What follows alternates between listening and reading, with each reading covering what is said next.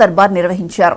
ప్రజల నుంచి అర్జీలు స్వీకరించి సంబంధిత అధికారులకు నేరుగా ఫోన్లు చేస్తూ త్వరితగతిన సమస్యలు పరిష్కరించాలని ఎమ్మెల్యే కోరారు.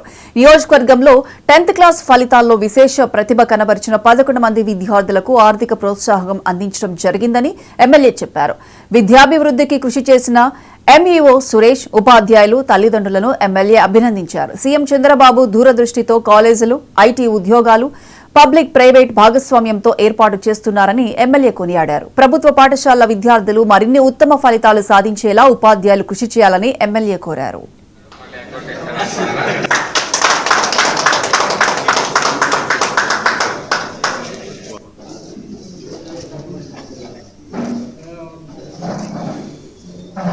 అపోహకి దూరంగా ఉండాలి.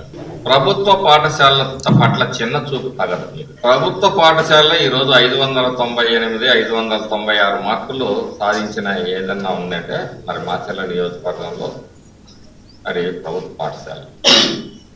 ఎందుకంటే అక్కడ ప్రైవేట్ స్కూల్లో 1000, 1200, 10,000, 12,000, 15,000 రేంజ్లో టీచర్స్ ఉంటారు.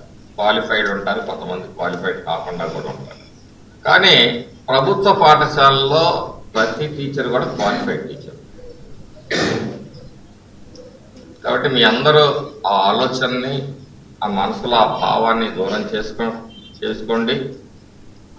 ప్రతి వాళ్ళు చిన్న స్థానం నుంచే నర్సరావుపేటలో చదివియాలి, గుంటూరు జిల్లాలో చదివియాలి, 3వ తరగతి నుంచి అని ఒక ఆలోచన వస్తే పేద కుటుంబాలు కూడా దానికి పోటీపడి చదివిస్తే ఆర్థికంగా ఇబ్బందులు పడుతూ చివరికి కొంతమంది అప్పుల బారిన పడి సూసైడ్ చేసుకున్నారు. విద్యా పరిమాణాలు వికసించినప్పుడు మన బిడ్డలు ఉద్యోగానికి చేసుకుంటూ ఈ వ్యవస్థలకి దూరంగా మసులుతున్నప్పుడు సాధ్యం అవుతుంది.